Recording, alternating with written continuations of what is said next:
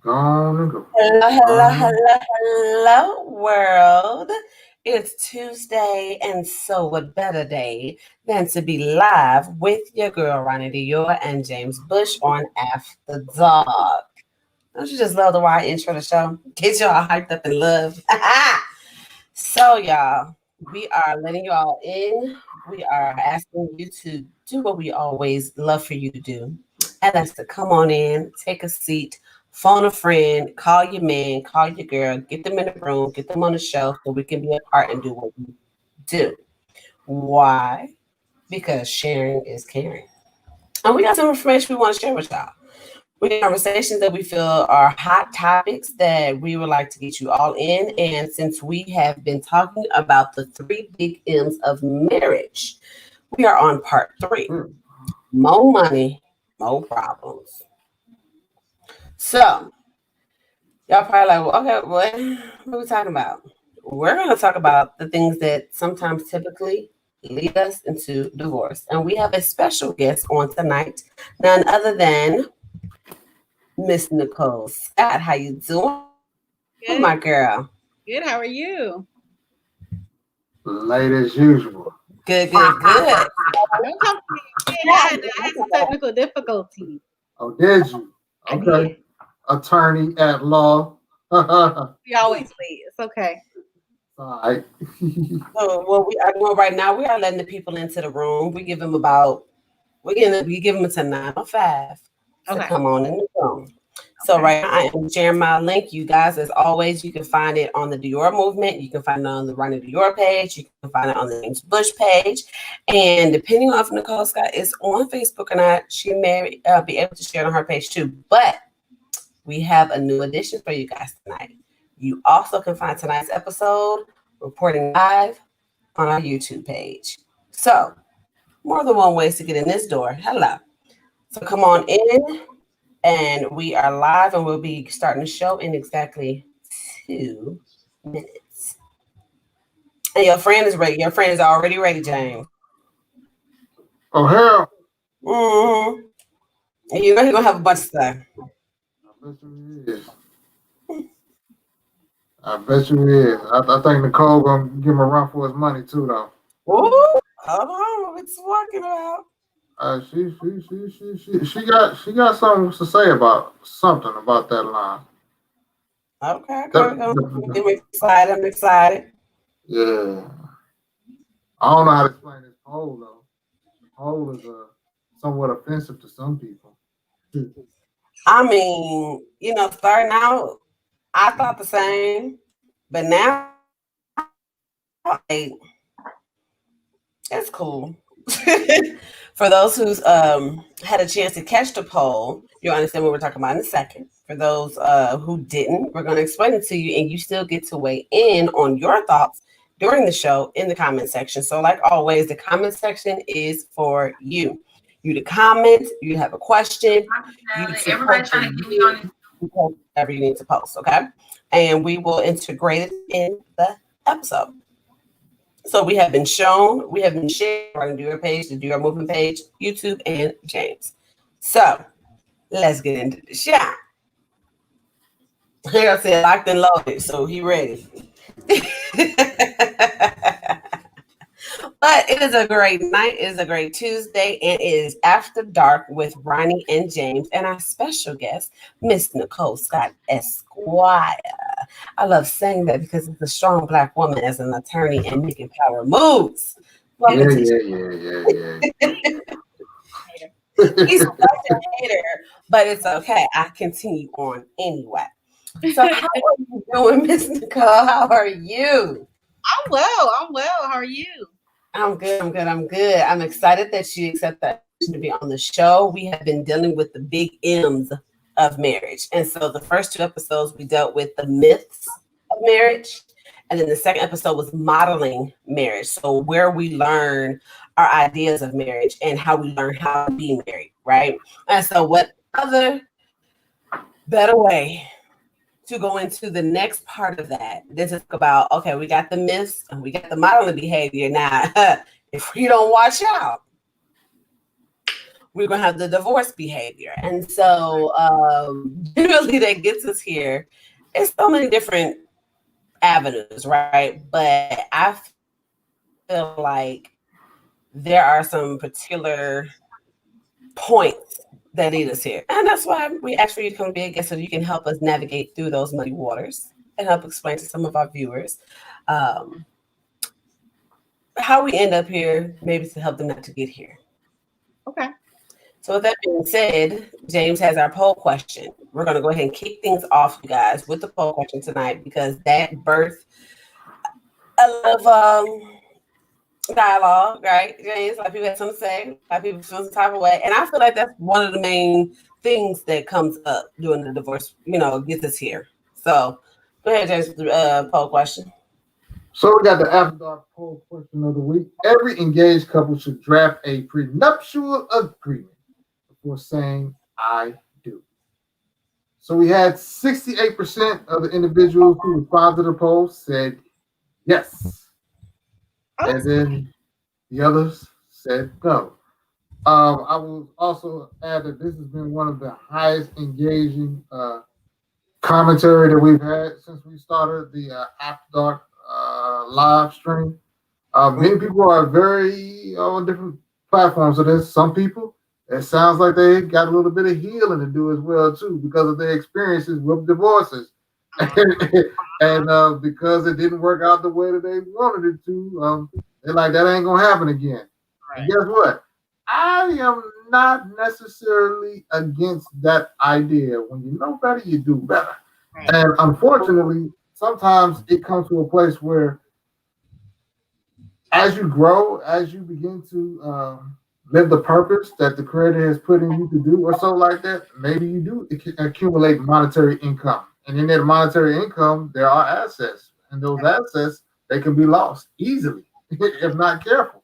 Right. And so there's another way to look at these different situations. Now, I'm not saying that's going to be the same case for everybody, but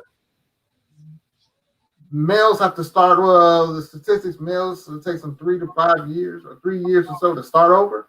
3 to 5, that is.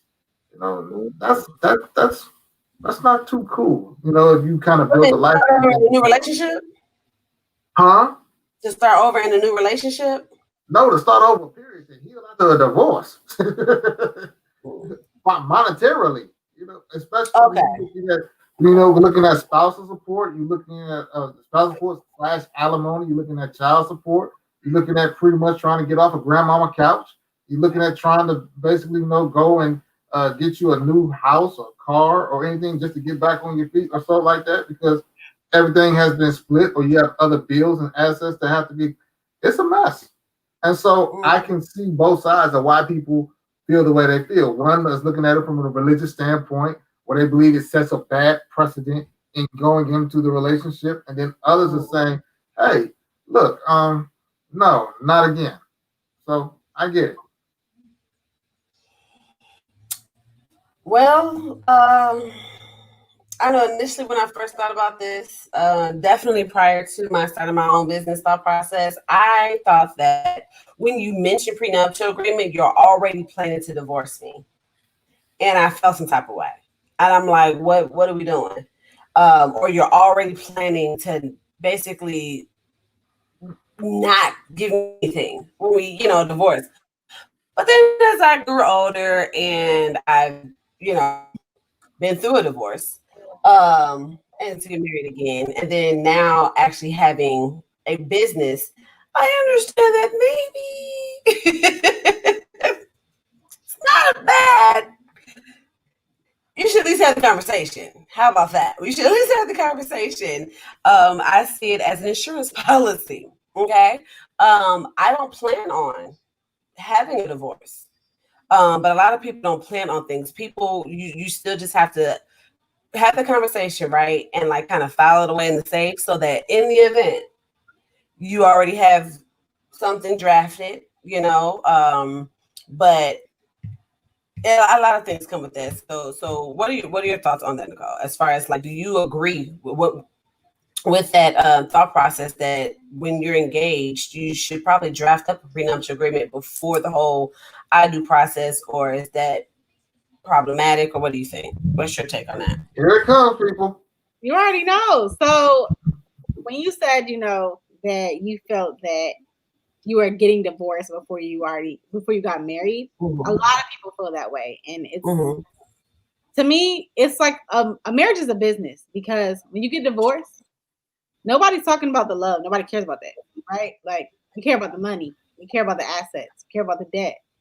And so you have to look at marriage as a business. Even though, people should get married for love as well, you have to look at it for business as well, because that's exactly what it is. So you have to have those conversations. As a businesswoman, would you get into a business relationship without protecting yourself? No, you shouldn't. People do it all the time, and then they get screwed, and now you in court because you done entered into a relationship without a contract, and now you got to sort this out because nobody wants to pay anybody money. It's the same kind of concept. You got to figure out what this money looks like, how we're going to divide it, who has what. Even if we say we're not taking anything from another, or we're going to split it all, whatever. But you got to know what the picture is. You want to imagine how many people come to me for prenuptial agreements, and then I don't hear from them anymore. And the reason why I don't hear from them anymore is because they come to me with these drafted up agreements, and I'm like, there's no way this is all this person has. You got to go back to the table. What are their bank accounts? What are the debts that they have? You have to know everything. In order for a prenuptial agreement to be binding in court, you have to disclose everything. So if everything isn't disclosed, it's not going to be binding. And most people don't like to disclose what they have, which is crazy, right? Especially if you're going into this relationship with somebody. So I absolutely feel that they are necessary. I think they're important because it makes you talk about money. Most divorces, most relationships breaking up because of money. And because people are not having these conversations. You want to imagine how many people come to me and don't know their spouse's social security number. They don't know if they have other bank accounts. Yeah, you looking like, that's crazy, right? How could you link up with somebody and live with them and like share intimate things with them, but not know their finances? People don't like to talk about it. And that's what a prenup boils down to, right? It's the finances of things. Right. I So think with that being said, how important then is having I guess even at what point do you have the conversation of money? Like, of course you don't have it on first date, right? But do you ever bring up your credit? Do you ever bring up your spending habits, as far as like, I know you kind of watch how they spend and how they handle money through the process, but do you like directly make sure that you're having that particular conversation about credit, about spending, about saving, about assets, about what you have? And like, when do you actually start navigating those waters? And then when do you tip out? Not what you need it to be. So it's funny that you said it. So I think it obviously depends. I think that's our favorite answer in the legal world. It depends. But I think that, like, for example, my daughter's father, when we first started dating, I said to him, maybe 2 or 3 dates in, I was like, do you have a savings account? And he said, no girl has ever asked me that before. I said, the reason why I asked is because I'm paying attention to his spending habits, right? So he's just spending. He always got big wads of cash in his pocket. And I'm just like, what are you doing? Like, he wasn't a drug dealer or nothing. You would think somebody who's dealing drugs or something like that would have. No, like, that's how he operates. I'm like, you can't operate like that. You gotta have a savings account. He was like, yeah, no, I don't. But nobody ever asked me that. And I'm like, it was just those little things that you have to pay attention to, because again, if you're building with somebody, you want to know who has a strong suit, right? Like, even if you make more than them or they have bad spending habits, it doesn't mean that they're not a good person. It doesn't mean that you're not compatible. It just means that you know your strong suit, you know their strong suit. So when it comes to the bills, I'll handle the bills. You give me the money, I'll handle the bills. So those are the type of things. Yes, sorry guys. 1 second. So those are the type of things. Those are the type of things that you want to talk about early on. I think within the first few dates. Oh, that's what you think. How would you feel like if a woman like whipped it out right on you in the first few days? And how comfortable was if she was like the more responsible ones as far as paying the bills, taking over with that. Because I feel like to some extent there's a struggle with that because it's like a sense of control. No. Okay, go ahead. No. I'm looking for your feedback. I mean, and this is me personally, anything like that. I enjoy a woman. I love a woman that can balance a checkbook. Because I mean, the thing is that if you can't handle money or so, one thing is that I really don't believe in candlelight visuals. And so if the bills aren't paid on time, if we don't have money to do the necessary things that we need to do, then I got problems with it. And that's just me. It's a candlelight visuals. Personally, I do believe in if you work hard, you should be able to have something aside to do the show for that. Now, if you are paying late fee after late fee, if you don't have a plan, if you are not skilled or well up with finances, then it's not your strong suit. But if you are and you know how to go and put a retirement together, stock options and all the other kind of fancy financial lingo, along with the other stuff, hey, I welcome it. My thing is, look, there is no pride over here. If you got the hot hand, I'm going to keep feeding you the rock so that we can win. We all can win. That's what it's about in the end. It's about us coming up together or so like that. Now, granted, I am smart enough to go and, check behind to see what the hell you're doing. But at the same point in time, it's like, yeah, I win. That's all it's about in the end. It's about us being in a comfortable situation. I have clients who they live in California for 4 months, come back to Tennessee for 3 months, then go back to California for the other remaining months. They have built businesses and property. So that means they handle business and they take care of what they needed to take care of in a timely fashion. That's awesome. How do you get there? It doesn't come overnight. It doesn't come with a little lottery ticket. It comes from careful planning and knowing how to work the system. And when you have two people on board with that, that is awesome. That is good. I would like to see that myself sometime too as well. So no problems. Yes, I welcome that.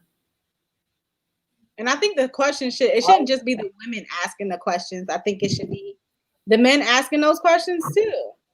It should be. It should be.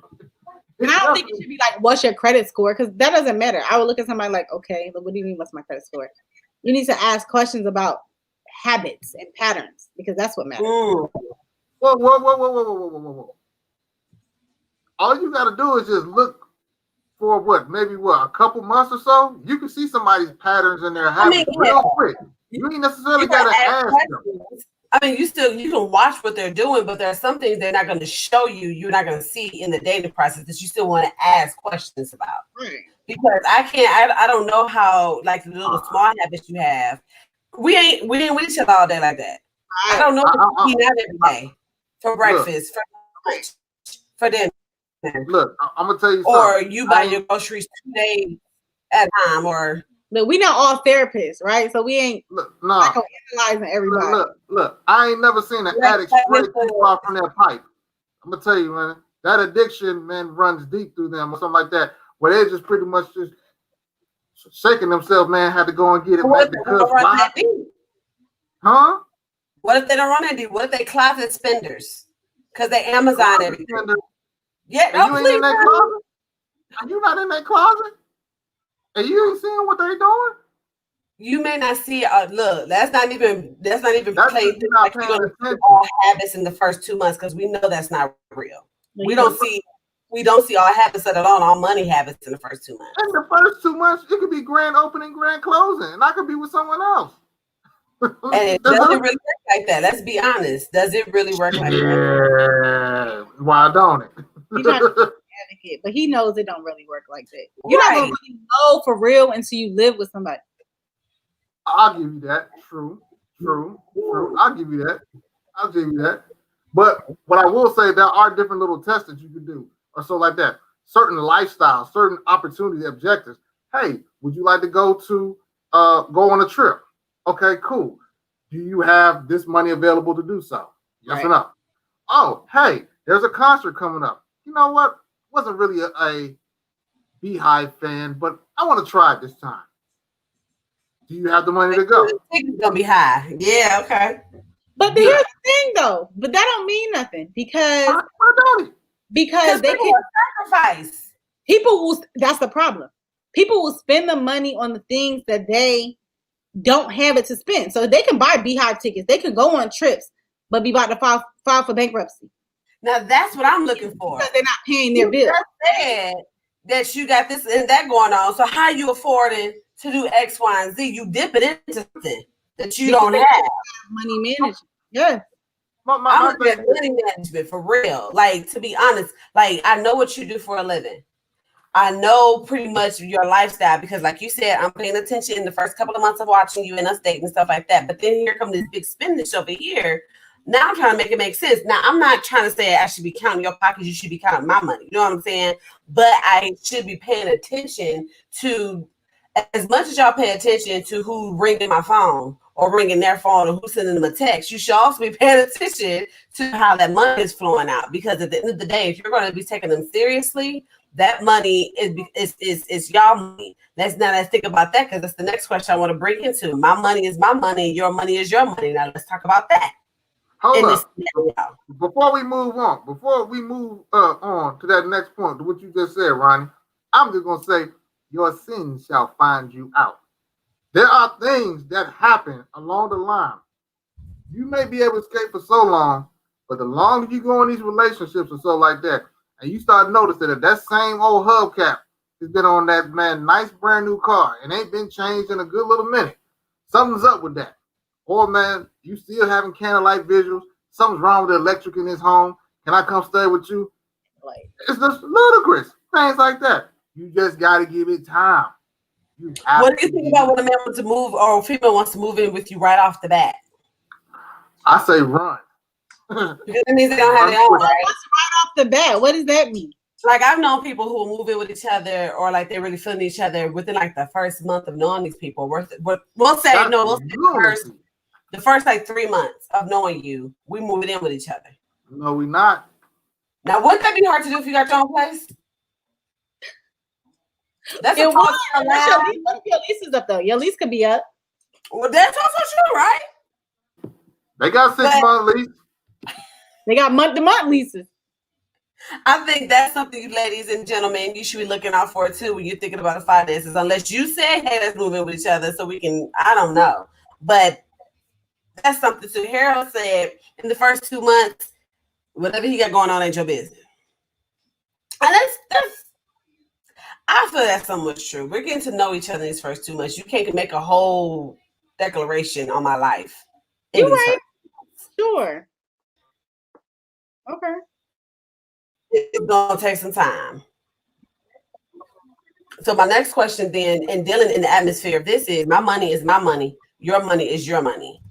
What do we think about that? Because especially when we think of prenup, I think that's the reason why so many people don't like the word prenup, because that's what it sounds like. My money is my money, your money is your money, and never the two shall become one. But yeah, we becoming one.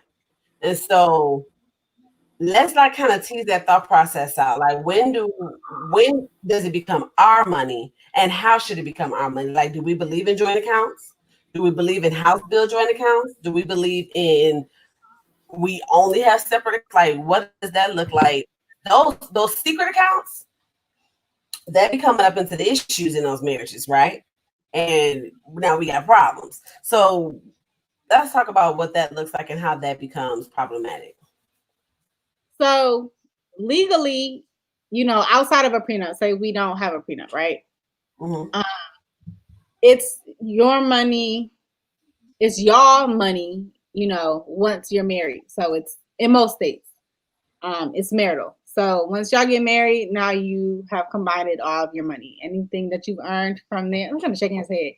Anything you've earned, it's your money. So a prenup, most prenups that people draft up, it typically is like, anything I've earned prior to this point is mine. And, anything that we've done jointly together going forward is ours. So this business is my business, and anything I earn from this business is my business. Yeah, that business you have is your business, but anything we do jointly, now it's it's ours. We can split it. So I think that people should get into that mindset. Anyway, I think that people should have joint accounts. I think one joint account and then 2 separate accounts, or whatever, how many other separate accounts I want to have. But I think it should be a joint account, especially for like household expenditures or whatever, or anything I want to do jointly. but the camera chicken. But I think that if you're gonna get married, in my opinion, and I think in the law's opinion too, is if you're gonna get married with somebody, you're joining up with them, kind of like you said, you're joining up with them as one, then your money should be as one too. Because if you're gonna have your money separate, then my thing is, I look at marriage as a business. I honestly really do. So if you're gonna join up with your business partner, right, y'all gonna work together to create more revenue. That's the purpose. Because if not, you could be doing it on your own. So in a marriage, it's the same way. You're working together to build more revenue, to build your legacy. That's what you should be doing. So why is yours and hers, and what's the purpose of that? They don't get married. Way on this male perspective, because if you shake your head one more time. I mean, if you shake that head, it's gonna fall off. I got you. I'm agreeing with you. I am. I'm agreeing with you. But see, the thing is that even in that business partnership, you get to a spot where you've accumulated a lot of income, or that person didn't bring a lot of income to the table. Okay. You told me this last time on my show, My Never Man podcast, that a person cannot be held hostage in a relationship. They can leave whenever they want to because of pretty much no fault divorce and everything like that started off in California. And so my point to you being is that, I mean, there's no safety or protection in the situation. You can be in a spot where a person, you've been in a relationship for 2-3 years, and all of a sudden they wake up one morning, they say, "Hey, James, we had a good run. I don't really want to do this anymore. I'm done." And then they out. And then pretty much all you knew of assets and everything that has been accumulated during that time period is done. Gone. Finito. And my point is that where is the protection in you? And so, okay, and that's my whole point. That's my whole point. Now, granted, I know some people, they might get a little bit antsy about how I said that or anything like that. I don't care. But my point to you being is that when you get to them places, or so when there's a lot on the line, there's a lot to lose. You have children that are coming after you as well, that you're provided and taken care of. There's your mama and them that you've been, and then all of a sudden, no. The law, man, is the law for a reason. That's my whole point. No emotions in that. It's business at that part too. Just saying. Or you get to the spot where I'm not happy. I'm not happy in this relationship anymore. I went out. What are you gonna do with that? It's like sometimes you want to say, "Well, take your happy ass off." But anyway, like I said, you need some type of protection. I feel okay, so that's what so you need some type of protection. All right. One, that's what the prenup is about, right? Which is why that's the prenup. 2, let's pay some separate accounts, because at the end of the day, say I want to buy you something special, secret, you're gonna know because you can see the money coming out the bank account, or you see the cash, the transaction. So me having a separate account and you having a separate account for our separate businesses. And when I say businesses, I mean like things that you need to handle. So this is why I believe if you're gonna have a joint account, it should be for the affairs of the home or the affairs of the children, or whatever the case may be. I believe you should have a joint checking account and a joint savings account.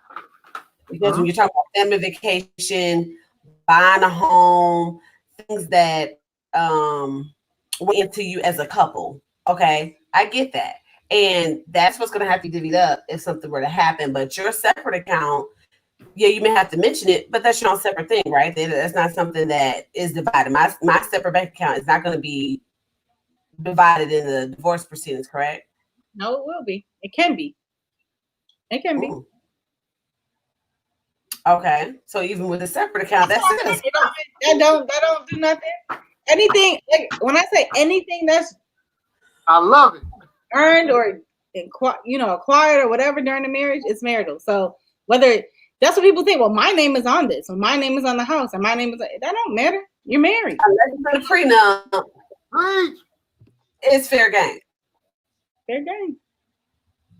When people then do you do an addendum to the prenup? I mean, because things acquire throughout the course of the relationship. So do you do an addendum to the prenup? Yeah, you can modify it for sure. Okay, because I'm wondering, honey. I'm like, how does this work? Modify it. And people do post nups too. What a lot of people don't get is that there are post nups, which is done after. So it's the same thing, but it's just done after you get married. And are those still the same binding on the same guys? Like, yeah. Mm-hmm. They're just decided after you start your bank account, your business, or whatever the case may be. Then you think about that, and so then y'all agree to do a post number. Yeah. Okay. So, like you said, James, I guess the only way you can secure yourself is if you do a pre or post, because your money's I can also say welcome to the dark side. I'm gonna make it seem like it's all about the money. I think another way to secure yourself is conversation, communication. Let's talk about whatever. Because if you can wake up one morning and decide not to be with me, that's a whole other situation in itself. Right. But the reality is divorce is all about money. We gotta stop sugarcoating it. That's exactly what it's about. When I'm divorcing people, I don't care who loved who or who did what, or that doesn't matter to me. The only time that matters to me is if it's talking about money. If you're telling me he cheated on you and he's spending money on his mistress, that's what I care about, the money. I don't care about nothing else. Except the kids, right? If you have children, then we care about the children. That's what we care about. But that becomes money too. Child support and all that. Right. They talk about money too. But they're the only thing that's not all about money. Other than that, I don't care about any of that. I care about the assets and the debts. How we splitting that. And for this just cause, would that keep people in relationships? What? Not wanting to divide their money.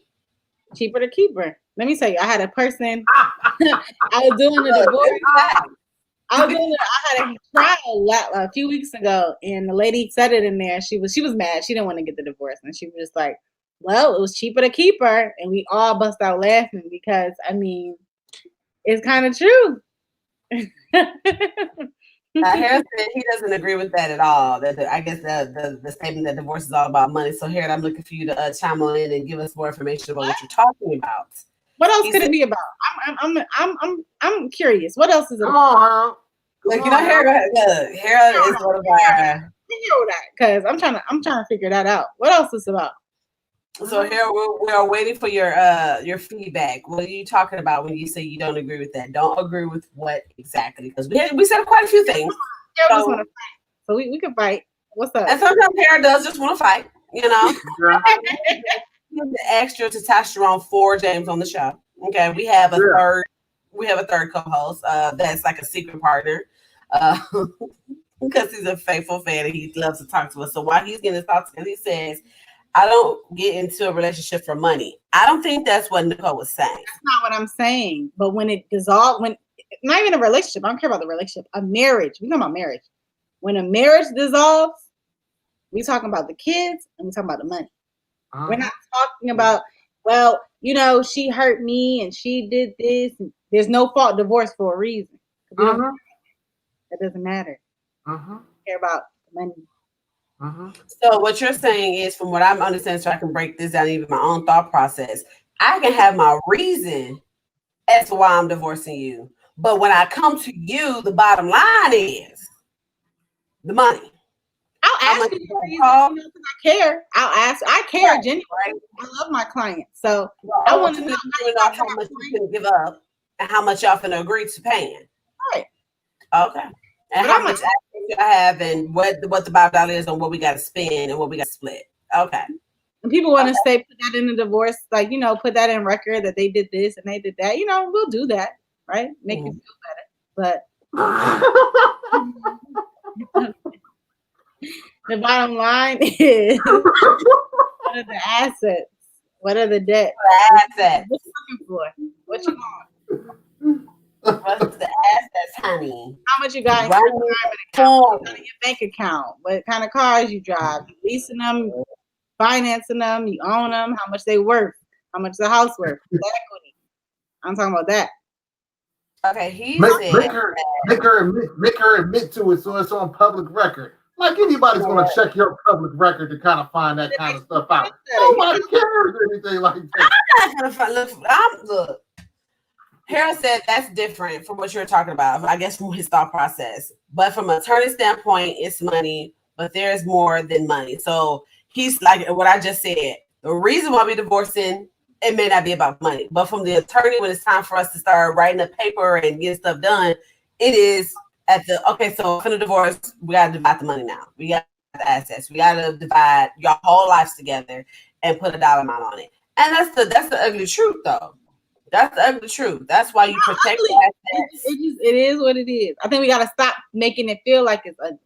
We got to be realistic. And that's what the problem is. People walk into these relationships blindly. You don't know what's going on. No. All of them ain't blind. Like I said people. I didn't say everyone. I said just people do. Some people do. But sometimes I've seen within maybe the last couple years or so, sometimes people just say, look, I don't want to do this anymore. I don't have the emotional energy, or I don't have the ability to kind of stay in this relationship. I'm tired. I don't want to have sex with my partner anymore. I'm just frustrated. I think he's holding me back. I think she's holding me back, or so like that. I'm not happy, or she wasn't who she says she was. I'm finally learning that out. And so this is 6 years down the line. And so all of this stuff is just coming out to play. But again, the nuts and bolts of it is the finances. That's what the law cares about. Right. And so I think that we have to really be very cognizant of that as we're entering into these situations. We may not have thought about it before, but we're not going to think about it now. I would hope so, because who wants to be on the outside looking in? Or where you can't provide for your kids or anything like that, or you can't provide for yourself. Right. You're working 3 jobs just to make sure, man, that you don't get in arrears. Come on, man. So, Harold, let me help you with because I think you're confused. He says he just can't get with the idea because he never gets into a relationship or based on money. That'll be the last thing you think about. So, again, this is not saying that you're marrying somebody just because they got money, although some people do. Let's be real. That you're just marrying somebody because they have money. This is saying when it's time to divorce, what matters at this point, after you deal with why y'all divorcing or whatever the case may be, now it's time to talk about who gets what and how much of it. Right. That's the only thing that's really going to go down in the legal documented paper that's going to be followed up on. Who gets the kids, who gets what assets, and if there needs to be order protection in place. Right. That's it. Those are the only things that matter when it's come down to getting on that legal paper. Now, why y'all ended up there, how y'all ended up in love, and then how y'all ended up divorcing, that's like a conversation y'all have, reasons we divorcing. But the money is what is the only thing that's divided. Like, we're not going to keep talking about why you did this. We're going to talk about how much money I'm going to get because you did this. So that's what that part is. But the question is then, let's get into that part. What have you seen or what have you heard has been like the top 3 reasons people have been getting divorces?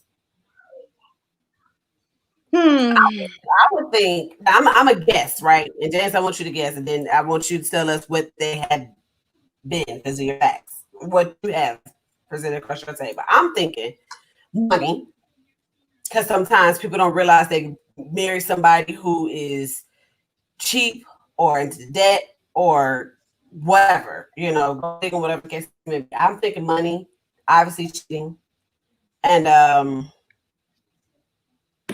they really wasn't real when they got into it. Like, this ain't for me. This I thought this is what it was, but it ain't. But the irrational, those myths, I thought it was supposed to be this, but it turns out to be that. So I think those would be the top 3.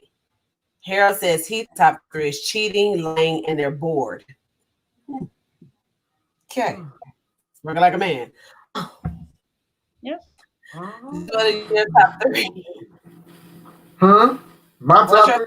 I think I would go with most of what Harold would say. I do believe infidelity is one of the reasons why that takes place. I think that sometimes too, maybe one of the persons, maybe the male figure, has a dad bod and his penis is very little, so he's willing to leave at that point. And then also too, financially, it just ain't gonna work out. Sorry or something. Because I hear a lot that I'm just not attracted to him anymore. And I say to myself, wait a minute, how many kids did you have with him? You're not attracted to him anymore. Really? What was going on when the first two were being made or something like that? Now all of a sudden he looks like, man, a poxy potty field. I want to talk about that a little bit. Go ahead, Nicole. Go ahead, Nicole. So I think Harold is like spot on. It's usually infidelity, lying of some sort, and then boredom. I hear a lot of boredom, but I hear it from, and I think it's deeper than that, but I've heard at least a few times I'll ask, because I always want to know. I'm like, well, how did you get to this point? And they'll say, the man will be like, she stopped cooking for me. And I said, huh? She just stopped cooking for me. She stopped doing the things, that she was doing. And obviously it's just deeper than that, but that's what they'll say. And it kind of goes back into this, I'm not attracted to him anymore. So when women are saying, and if you don't know this, I'm going to give you a jewel today. Women are saying that they are not attracted to you anymore. It's not necessarily a physical attraction that they're talking about. Women lead emotionally first. So I can be attracted to you, want to have sex with you all day long and have 20 kids with you and this and this and that. But if you're doing things on my checklist, right, that you're not, things on my checklist that you're not knocking off. The attraction that I had to you before is going to fade away because I don't like who you are individually. So it's like it goes opposite, right? Like you could like somebody and not find them attractive. I've had people I've known, like just friends, that in school I'm like, oh, they're not attractive. But then you get to know them, and then you're like, oh, he's a nice looking guy. And it's not that he changed anything, but if you get to know his spirit, you get to know who he really is. So that's what women mean. Like, I'm not attracted to you anymore. It's not physical. Now, that's a fact, honey. I mean, obviously, you know you're one. That's a fact. That was a tidbit for your everyday nowadays knowing. Yeah. Which literally, because now let's play this. Now let's play that out. I'm not attracted to you anymore because you are not doing the things that I expected, that were on my list. You're going in the wrong direction, and I'm starting to lose that desire, that fire, that interest for you. Guess what else starts to go? The desire to want to have sex with you. So no, now we're not having sex anymore because we don't just have sex off of a physical thing. We have sex off of a connection thing. And so if I don't want you to touch me. I'm not even like, I'm not even getting it. It's not hot no more. Ain't no wop over here, my dude. It ain't happening. Not for you. Now we're not having sex no more. Now I don't want to spend time with you. Now I'm not going to cook for you because a lot of the cooking is a nurturing, it's a loving, it's coming out of that kind of a feel. So now I want to do that for you. And so you lose not, she don't do this no more. She don't do this no more. That's because, baby, we done checked out the situation, and now we're trying to figure out how much longer we're going to stay here before we officially check out. Right. And then here comes the top of conversations of divorce. If things don't start altering and changing, it's not going to alter and change because the dude think you just switching up on them, flipping up on them, not realizing something's going wrong, and we never have the communication, the conversation, and then now we're here at the courthouse. And then together, we trying to figure out how to get separated. So that's a fact. Now, how do you have that conversation to see if it's happening in your relationship? Conversation. That's key. People don't have conversations. People just moving. That's the problem. I believe that's true too. I feel like if you feel like things are switching up, women do that real quick. When things start switching up, you start doing something. We're gonna check. So we good? Because I'm noticing that you do this now when you used to do it. We're Yeah. gonna Yep. James, do you guys? You know, That cool Mr. Cool role? there's so many different relationship dynamics that are taking place. I mean, you can have an individual who they switch up, they're doing something different, and sometimes it's for the guy's preference. You know, after a while, for instance, after a while, what, 3 years into the relationship, all of a sudden now she starts giving oral. They never gave an oral a day in life in the marriage or something like that. They switch it up. What's happening different? All he knows is, man, he's just glad to receive it. He ain't thinking about, man, what's happening or what's taking place or what's coming of this. He's just glad to receive it. So, like that point in time. My point being to you is that I said it before, I said it again. Men and women think different. We process information differently.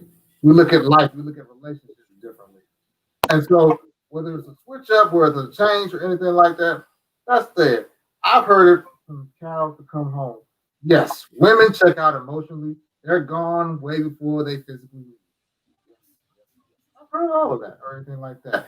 And if you don't believe it, no, I mean, I believe it. I do believe it. But what does it profit in the end, though? Especially when you look at our culture and look at our society, and then you look at especially also too when you have the number of African Americans, 48% of them, or so 44 to 48% of African Americans are divorced, or so in the divorce in some sense. When it comes to relationships, that's not good. That's not a shining spot. Especially when you compare it to the Asian culture, anything like that. That's 18%. It's not good or anything like that. So the amount of freedom, the amount of autonomy, or the amount of power that we just have, or so like that, it sucks. I mean, I'm just gonna be honest with you. And so my point being is that what we've been doing is not working. Yeah. It's not working. I mean, we can have all the ability to. We can blame the slavery and all the letters of Willie Lynch. We can do all of that, but what we're doing is not working. It's not building wholesome communities and marriages. It's not giving us the voting power, man, at the polls or anything that we would like. That same stoplight that's been broke for the last 3 years that y'all complaining about, guess what? Vote on Tuesday, it might change. But what are we doing? And that's how I look at it from that standpoint, or so like that. What are we doing? Well, we are crippling our own communities with a lot of these things that go on. Especially when you look at, as far as, they had another study. They talked about why men get married quicker than, they had another study. They said out of single parent households, out of divorced households, second marriages, 9% of them were in poverty that the males remarried in. Only 9% that have been divorced. And so when you talk about, who gets divorced, who gets remarried after divorce more often? Well, it's men do, more than 55% of the time. Women, they don't typically do that or so like that. And a lot of times it's for what? As we've been talking about again, money, finances, security, safety, being able to, have those moments as well. So my point to you again is like, what does it profit us in the end? I don't know. Well, you got to think about, like what we talked about the last episode, modeling. Like when you talk about the age is 18% and it was higher in the Black community, somebody's teaching somebody how to stay together. Right. Somebody's teaching somebody how to have the conversations before you get off into marriage just for the sake of marriage. Somebody's teaching somebody how to actually muscle through the conflict and the turmoil and all the ups and downs. Somebody's teaching somebody the truth about marriage instead of the myths about marriage, or that if you don't like them, go ahead and divorce them. Like we're married like we're dating. If I don't like you no more, I can just break up with you and you don't give me another. And then that becomes the issue. But you don't realize it costs money to go through divorce. Is it true or not? That's true. You lose a lot. And the attorneys gain, but they see how the money trends, like, man, okay. And you in your third or fourth marriage, do you like just giving money away? Because all it takes is one speeding ticket. And I'm looking at the world differently. Because I don't just like giving my money, just throwing it on out there, So I think that even the thought process behind how important, like can you walk us through that if you can? Divorce proceeding. How much money are people usually walking away from? Or how much do you see transaction wise, that people don't really think is real out here when you talk about divorcing? Like, say you are somebody who makes 70K, you and your partner. How much money are you actually walking away with when you go through a divorce? When that be gone? Or because you're paying every month, but if depending on how you got your attorney to, draw up your paperwork, because you got alimony and child support. Mm-hmm. It just depends. It depends. Words. I mean, it's true though. It's true, but I would say it really depends. It depends. A lot of people. I would say this. A lot of people are gonna walk away with what they have. A lot of people ain't gonna fight. They're just gonna be like, I'm gonna take what I got. You take what you got. Most of the problems are with the debts. Like, it'll be like, okay, well, we got this debt. Like, we gotta split this. But other than that, most people are walking away with what they have. I have cases. I'm dealing with one now. Wife is greedy. She trying to get everything. And my client is the breadwinner. He makes very decent money. And he's done a lot of that while he was separated from her. But separated or not, you're still married. You didn't file nothing. So now we fighting because you're like, okay, well, when they separated, he was making this. He like almost tripled his income since they've been separated. It happens. She's like, I want it all. And we like, well, they've been separated. And luckily we have a great judge who is looking at those things. But some judges like, I don't care. We're gonna split it down the middle. So now if you got $200,000 in your retirement account, she getting $100,000 of that. Right? So you recommend separation? Huh? Some people think we'll just separate and we'll forever be separated and never get, divorced, and we'll just date separate people and all that kind of stuff. Like, isn't that financially stupid? Yes, I hate that. It makes my life harder. I like that. You gotta find at what point stop being, because people think like, okay, well, we're separate. I get people all the time that come in and I don't know what my spouse is. We've been separated for 20 years and blah, blah, blah, blah, blah. And I'm like, well, it's still marital. I mean, we can make an argument for it, but I've seen it where I had one client before he came to me, he had another attorney, and, he was upset. He got another attorney because he was upset because the wife wanted spousal support, and they have been separated for like 25 years or something. And they went to a hearing, and he was helping her out random times through that time. And because he was helping her out random times through that time, the judge was like, you're going to pay her maintenance. And he was upset when you don't know the laws of the land, it can hurt you. That's my point. Listen, we're not trying to encourage you to separate, but we're trying to give you knowledge and wisdom so that you can make proper decisions. We don't want to stay in bad relationships because it's cheaper to keep her, but these things are facts. But you need to know the facts. We deal with real. That's why it's after dark, a little bit real and funky. So that's the situation. You got to consider all those moving parts when you are thinking about marriage. Way before you think about divorce, you need to think about all these moving parts we've been talking about tonight and the last 2 episodes before you even say I do. Absolutely. Before you say I do. You can't get caught up in the I do's and then be thinking about communication style, conflict resolution, if you want kids or not, how you spending money, if we're going to do a prenup or not. You waited. You just too late now to have these conversations, because what if all the answers is exactly the opposite of you wasted time? I've seen people tell me, I'm like, well, why are you getting divorced? You guys been married for 3 years. Why are you getting divorced? What's up? Oh, I want more kids. And he doesn't. Y'all didn't have this conversation before. That's ridiculous. How you bypass that whole conversation? Well, we did. I thought he would change. Huh? No, you thought you could change him. Things like that. Like, I see that more than I don't see that. Uh-huh. Yeah. That's stupid. All I know, don't let the WAP fool you. Oh, that WAP is fooling. That WAP is fooling people. No, it's not. That WAP ain't change his mind. That WAP ain't gonna make the man all of a sudden be Denzel when he started off. When that man started off being some Sasquatch, and all of a sudden he's gonna check that. Look, let me explain something. Don't let Cardi and Megan fool you. She said she don't cook, she don't clean. But I'm gonna tell you how I got this ring, baby. They ain't gonna work for you though. It ain't working for her neither, but you know.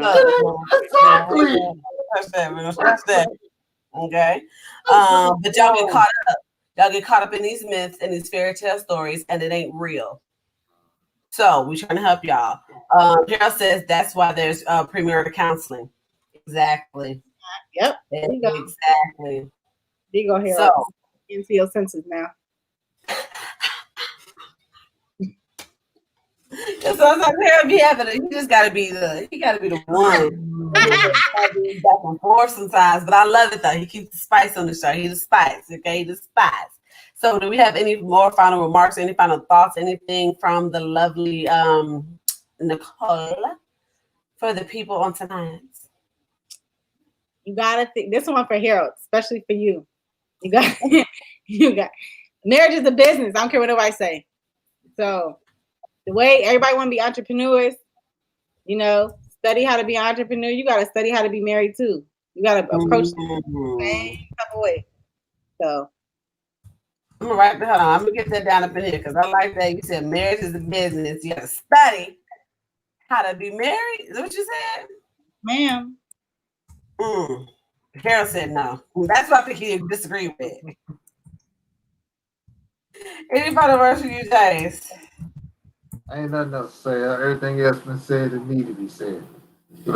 I could have stopped that 30 minutes into this, man, and went and had me a sandwich.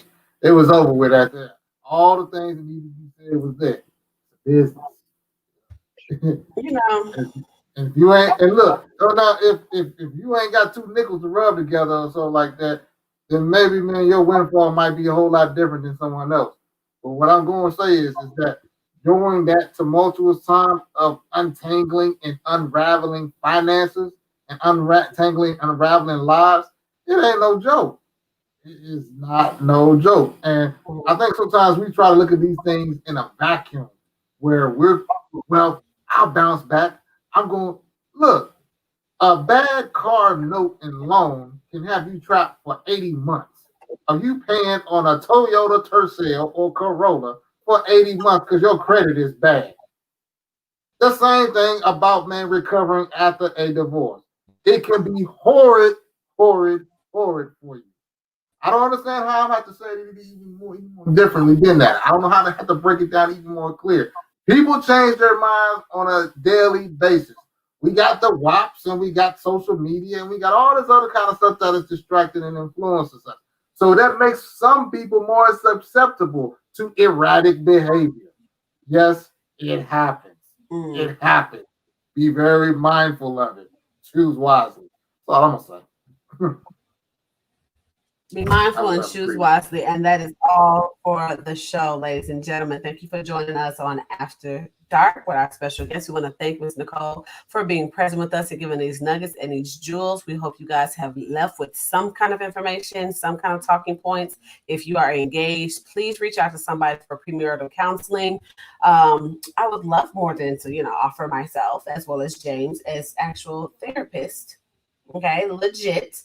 That can actually help you through this process. And also make sure if you are married, still go and talk to somebody and have the communication, have the conversation, because there is a business agreement. It is something that you do not enter into lightly. It's something you consider all the risk and all the pros and rewards and all those things with it, and don't shy away from the heavy conversations. We do not want you guys to end up in the divorce court.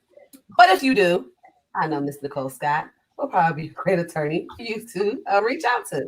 So with that being said, you guys have a wonderful night. We will be back for part 4, the final episode, the final show for the big M's of marriage. And we're going to talk about dating and the millennials.